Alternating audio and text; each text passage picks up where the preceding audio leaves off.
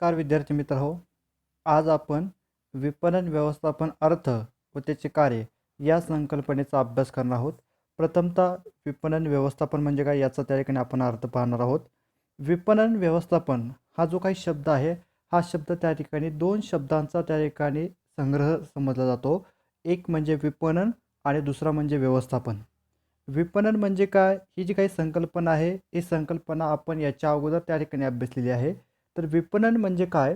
तर विपणन ही अशी प्रक्रिया आहे, की ज्या प्रक्रियेच्या मार्फत त्या ठिकाणी विपणनाची जी काही साधने असतील किंवा विपणनाच्या काही प्रक्रिया असतील, या प्रक्रियेच्या माध्यमातून मानवी गरजा किंवा आवश्यकता भागवण्यासाठी त्या ठिकाणी प्रयत्न केला जात असतो. म्हणजेच विपणन ही एक मानवी प्रक्रिया आहे, की जिचं उद्दिष्ट विपणन प्रक्रियेच्या माध्यमातून गरज व आवश्यकतांची पूर्तता करणे. तसेच आपण त्या ठिकाणी असंही म्हणलेलं होतं, की विपणन ही एक अशी प्रक्रिया आहे, की जिच्यामुळे बाजारपेठेच्या ठिकाणी असलेली साधने किंवा साधनसंपत्ती किंवा त्यांचं विशिष्ट ज्ञान याचं आर्थिक मूल्यात परिवर्तन करून घेणे. म्हणजेच मार्केटिंग किंवा आपण ज्याला विपणन असं म्हणतो, ही जी काही विपणन संकल्पना आहे, ही संकल्पना खूप व्यापक संकल्पना आहे. आणि दुसरं याच्यामधला जो शब्द आहे तो म्हणजे व्यवस्थापन. तर व्यवस्थापन याचा अर्थ आपण त्याला इंग्रजीमध्ये मॅनेजमेंट असं म्हणतो. मॅनेज मॅनेज करणे याचा अर्थ सर्व गोष्टींचं व्यवस्थापन करणे किंवा त्याची व्यवस्था करणे. म्हणजेच विपणनाच्या संदर्भातील ज्या काही गोष्टी त्या ठिकाणी आपणास उपयुक्त असतील किंवा ज्या काही आपल्याला क्रिया पार पाडाव्या लागत असतील, या सर्व क्रियांचं योग्य पद्धतीने व्यवस्थापन करणे म्हणजेच त्या ठिकाणी विपणन व्यवस्थापन होय. विपणन व्यवस्थापनाच्या संदर्भात त्या ठिकाणी अनेक विचारवंतांनी किंवा अनेक त्या ठिकाणी थोर विपणन व्यवस्थापकांनी किंवा विपणन विचारवंतांनी त्या ठिकाणी वेगवेगळ्या प्रकारच्या त्या ठिकाणी स्वतःच्या काही व्याख्या केलेल्या आहेत. आपण त्यातील ती काही व्याख्या पाहणार आहोत. प्रथम व्याख्या आहे बेन एनिस यांच्या मते, व्यावसायिक संस्थेकडून किंवा कर्मचाऱ्यांकडून जे काही विपणनाचे कार्य पार पाडले जाते, त्याची परिणामकता आणि कार्यक्षमता वाढवण्याची प्रक्रिया म्हणजे विपणन व्यवस्थापन होय. म्हणजे पहा, एनिस यांच्या मते व्यावसायिक संस्थेकडून किंवा कर्मचाऱ्यांकडून जे काही विपणनाचे कार्य पार पाडले जाते, त्याची परिणामकारकता आणि कार्यक्षमता वाढवण्याची प्रक्रिया म्हणजे व्यवस्थापन होय किंवा विपणन व्यवस्थापन होय असं त्या ठिकाणी म्हटलं जात असतं. म्हणजेच आपल्या व्यवसाय संस्थेकडून असू द्या किंवा आपल्या कर्मचाऱ्यांकडून जी काही विपणनाचे आपल्याला कार्य करावे लागत असतात, म्हणजे विपणनाची अनेक प्रकारची कार्य आहेत. उदाहरणार्थ खरेदी असेल, विक्री असेल, साठवण असेल, वाहतूक असेल, दळणवळण असेल, साठवण असेल, अशा अनेक प्रकारची कार्य त्या ठिकाणी पार पाडली जातात. या कार्यांमध्ये परिणामकारकता आणि त्याच्यामध्ये असलेली कार्यक्षमता वाढवण्यासाठी जी काही आपण त्या ठिकाणी प्रक्रिया आपण आपल्या व्यवसाय संस्थेमध्ये राबवत असतो, त्या प्रक्रियेला विपणन व्यवस्थापन असं त्या ठिकाणी म्हटलेलं असतं. दुसरी एक आपण व्याख्या पाहणार आहोत फिलिप कोटलर यांच्या मते, की परस्परांचा फायदा व्हावा या दृष्टीने काही एका विशिष्ट ग्राहक वर्गाला लक्ष ठेवून वस्तू आणि सेवांचा विनिमय घडवून आणण्यासाठी जे कार्यक्रम तयार केले जातात, त्यांचे नियोजन, त्यांचे विश्लेषण, त्यांची अंमलबजावणी व त्यावर नियंत्रण ठेवणे म्हणजे व्यवस्थापन इच्छित साधण्यासाठी उत्पादन किंमत विक्रीसाठी उत्तेजन प्रक्रिया असं त्या ठिकाणी त्याचा अर्थ आहे. म्हणजेच पहा, परस्पर फायदा व्हावा म्हणजे उत्पादकांनाही त्याचा फायदा व्हावा आणि त्या ठिकाणी ग्राहकांनाही त्याचा फायदा व्हावा, यासाठी एका विशिष्ट वर्गाला त्या ठिकाणी लक्ष केंद्रित करून त्या वर्गाच्या आवश्यक असलेल्या वस्तू किंवा सेवा यांचं उत्पादन करून त्या ठिकाणी त्या वस्तू व सेवा विनिमय घडवून आणण्यासाठी जे काही कार्यक्रम आपण करत असतो, त्या कार्यक्रमाचं आपल्याला योग्य पद्धतीने नियोजन करणं आवश्यक असतं. त्याच्यासाठी आपल्याला नियोजनाचं विशिष्ट विश्लेषण आपल्याला करणं आवश्यक असतं. फक्त नियोजन करून आपल्याला चालणार नाही, तर त्याची अंमलबजावणीही करणं आपल्याला आवश्यक असतं. आणि आपण जे काही नियोजन आखलेलं आहे, त्या नियोजनातून आपण त्या ठिकाणी त्याची अंमलबजावणी करत आहोत किंवा नाही, यासाठी त्याच्यावर नियंत्रणही असणं आवश्यक असतं. या सर्वांना आपण विपणन व्यवस्थापन असं त्या ठिकाणी म्हणत असतो. अजून एक व्याख्या आपण पाहणार आहोत.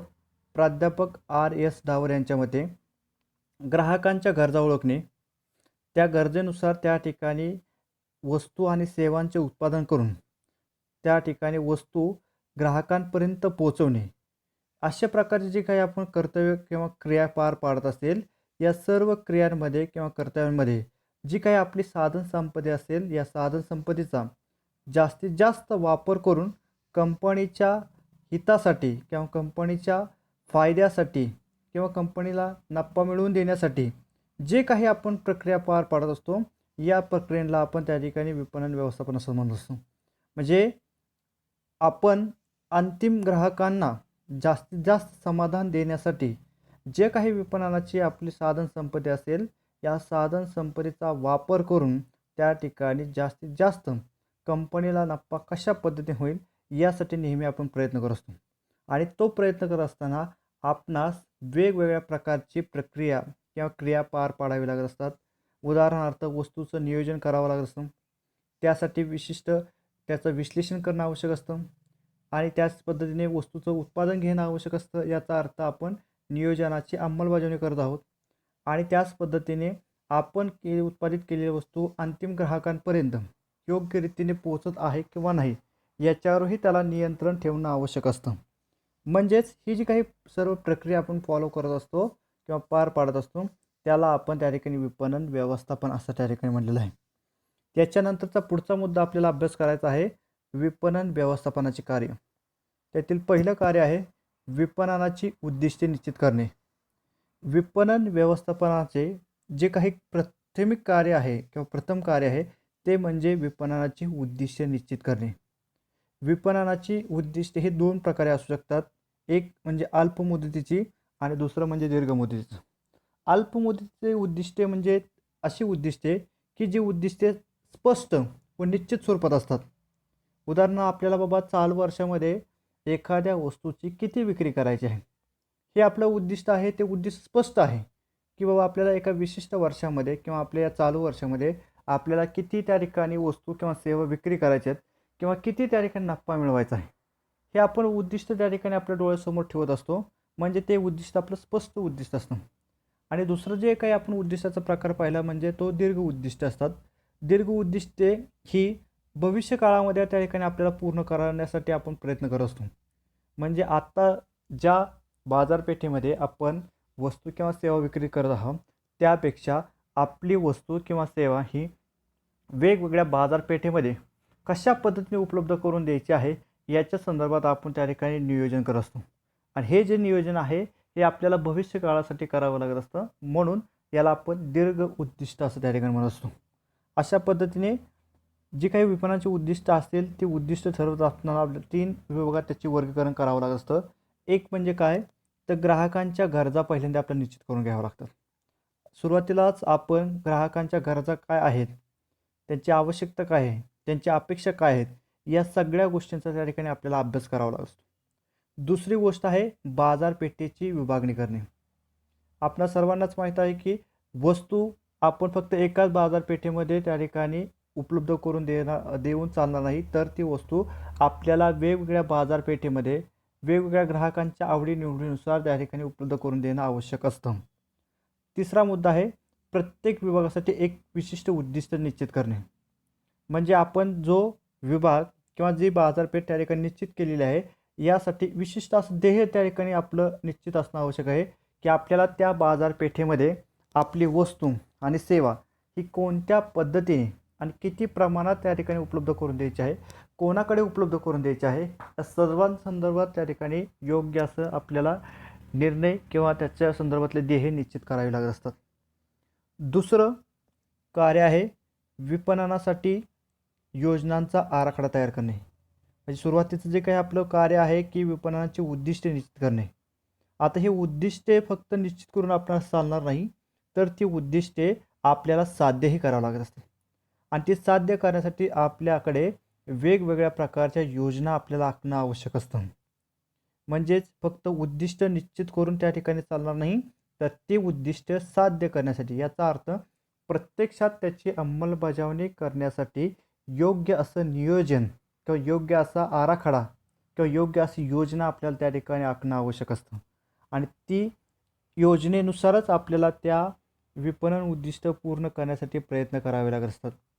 जो कोण तुमचा विपणन व्यवस्थापक असेल त्याच्यावर योजना आखण्याची जबाबदारी त्या ठिकाणी सोपवलेली असते. म्हणजेच तो तुमच्या विपणन खात्यासंदर्भात जे काही तुम्ही योजना त्या ठिकाणी अवलंबलेली आहे त्याच्यावर प्रत्यक्ष नियंत्रण ठेवण्याचं कार्य त्या ठिकाणी तुमच्या विपणन व्यवस्थापकाच्या मार्फत केलं जात असतं. म्हणजेच आपण जी काही योजना आखलेली आहे या योजनेमुळे आपल्या विपणन व्यवस्थापनातील सर्व व्यक्तींना एक स्पष्ट अशी दिशा मिळते की ज्या दिशेच्या अंतर्गत त्या ठिकाणी प्रत्येक व्यक्ती आपण जे काही उद्दिष्ट ठेवलेले आहेत ते उद्दिष्ट साध्य करण्याचा प्रयत्न करत असतो. म्हणजे प्रत्येक व्यक्तीला त्या ठिकाणी आपलं कार्य पूर्ण पार पाडता येते. उदाहरणार्थ आपण एका विशिष्ट कालावधीसाठी विक्री किती करावयाची याचा जर त्या ठिकाणी आपण अंदाज बांधलेला असेल किंवा ते उद्दिष्ट आपण ठरवले असेल तर ते उद्दिष्ट साध्य करण्यासाठी आपल्याला विशिष्ट अशा योजनांचा आराखडा त्या ठिकाणी तयार करावा लागत असतो. हे दुसरं कार्य आहे. तिसरं कार्य आहे संघटन. तर संघटन याचा अर्थ त्या ठिकाणी आपणा सर्वांनाच माहीत आहे की कोणतेही कार्य जर एक कार्य पूर्ण करावायचे असेल तर त्या ठिकाणी संघटन किंवा समूहाची त्या ठिकाणी आवश्यकता असते. कारण एक व्यक्ती हा त्या ठिकाणी एखादं विशिष्ट कार्य त्या ठिकाणी पूर्ण करू शकत नाही. याच पद्धतीने विपणन व्यवस्थापनाच्या संदर्भात जी काही आपल्याला कार्य पार पाडवायची किंवा विपणनाच्या संदर्भातील जी काही आपली कार्य आहेत म्हणजे खरेदी असेल, विक्री असेल, साठवणूक असेल, दळणवळण असेल, त्या ठिकाणी तुमची विमा असेल, अशा अनेक प्रकारचे त्या ठिकाणी कार्य करणाऱ्या संस्था असतील किंवा कार्य करणारे व्यक्ती असतील. या सर्वांचं त्या ठिकाणी संघटन होणं आवश्यक असतं आणि ते संघटन करण्याचं कार्य हे तुमच्या विपणन व्यवस्थापनाच्या मार्फत केलं असतं. म्हणजे आपणा सर्वांनाच माहीत आहे की जे काही व्यक्ती आहेत, या व्यक्ती त्या ठिकाणी भौगोलिक परिस्थितीनुसार किंवा भौगोलिक क्षेत्रानुसार किंवा त्याच्या कार्यानुसार हे वेगवेगळ्या ठिकाणी विखुरलेले असतात. या सर्वांना एकत्रित करून त्यांचा समूह करून त्या ठिकाणी विपणन व्यवस्थापनाची किंवा विपणनाची जी काही त्या ठिकाणी उद्दिष्ट आहेत, ही उद्दिष्टे त्या ठिकाणी साध्य करण्यासाठी प्रयत्न करावा लागत असतो. आणि यासाठी तुमचा विपणन व्यवस्थापक अनेक प्रकारच्या योजना आखून या सर्व व्यक्तींचं संघटन करून आपल्या व्यवसायाची किंवा विपणनाची उद्दिष्टे साध्य करण्यासाठी प्रयत्न करत असतो. त्याच्यानंतर आहे समन्वय. समन्वय हा व्यवस्थापनाचा अत्यंत महत्त्वाचा गाभा समजला जातो. संस्थेची जी काही उद्दिष्टे असतील ही उद्दिष्टे जास्तीत जास्त कार्यक्षम साधण्यासाठी विपणन व्यवस्थापनाच्या किंवा विपणन खात्याच्या सर्व प्रक्रियांमध्ये योग्य समन्वय साधणं महत्त्वाचं असतं. वेगवेगळ्या प्रकारची त्या ठिकाणी आपल्याला कार्य त्या ठिकाणी पार पाडावे लागत असतात. उदाहरणार्थ विक्रीचा अंदाजपत्रक तयार करावं लागतं. उत्पादन असेल, त्याचं नियोजन असेल, त्याचं विकसन असेल, जाहिरात असेल, किंमत धोरण असेल, संशोधन असेल, वितरणाची माध्यमे असतील, या सर्वांची त्या ठिकाणी एकमेकांशी काय करणं गरजेचं आहे, समन्वय साधणं आवश्यक आहे. कारण इतर घटकांचा त्या ठिकाणी समन्वय साधल्याशिवाय आपल्याला जे काही इच्छित त्या ठिकाणी आपल्याला उद्दिष्ट हवं आहे ते उद्दिष्ट आपण साध्य करू शकत नाही. शेवटचा आहे नियंत्रण. नियंत्रण हा व्यवस्थापनातील सर्वात महत्त्वाचा घटक समजला जातो. आधुनिक व्यवस्थापनामध्ये त्या ठिकाणी नियंत्रणाचे जे काही कार्य आहे हे कार्य अत्यंत महत्त्वाचे समजले जाते. कारण प्रत्येक कर्मचाऱ्याने जे काही काम केलेले आहे त्या कामाचे मूल्यांकन किंवा मूल्यमापन त्या ठिकाणी या नियंत्रण प्रक्रियेच्या मार्फत निश्चित केलं जात असतं. म्हणजेच प्रत्येक कर्मचाऱ्याने विपणन व्यवस्थापनासंदर्भात किंवा विपणनाच्या संदर्भातील जे काही कार्य पूर्ण केलेलं आहे याचा लेखाजोखा किंवा त्याला आपण त्याचं मूल्यमापन असं म्हणतो. हे मूल्यमापन त्या ठिकाणी नियंत्रण प्रक्रियेच्या मार्फत आपणास त्या ठिकाणी फाइंड आउट करता येते किंवा शोधता येते. किंवा जे काही प्रत्यक्षरित्या काम पूर्ण झालेलं आहे किंवा कोणत्या पद्धतीने काम सुरू आहे याच्यावरही त्या ठिकाणी नियंत्रण प्रक्रियेच्या मार्फत आपल्याला नियंत्रण आणता येते किंवा त्याचं मोजमाप आपल्या त्या ठिकाणी करता येतं. आणि त्याच पद्धतीने जे काही आपण पूर्वनिश्चित योजना आखलेली ती योजना आणि प्रत्यक्ष चाललेले काम याचं तुलनात्मक त्या ठिकाणी आपल्याला अभ्यास करणं शक्य होत असतं. आणि जर आपण ठरवलेल्या योजनेमध्ये आणि प्रत्यक्षात सुरू असलेल्या कामामध्ये जर मोठ्या प्रमाणावर त्या ठिकाणी तफावत असेल तर योग्य वेळी आपल्याला त्याच्यावर सकारात्मक विचार करून किंवा सकारात्मक उपाय शोधून त्या ठिकाणी त्याच्यामधली असलेली तफावत आपल्याला कमी करता येत असते. म्हणजेच विपणन व्यवस्थापनामुळे त्या ठिकाणी आपल्या व्यवसाय संस्थेतील सर्व कार्यांवर त्या ठिकाणी नियंत्रण ठेवणं शक्य होत असतं. आणि विपणन व्यवस्थापनामार्फत हे जे काही कार्य आहे ते कार्य त्या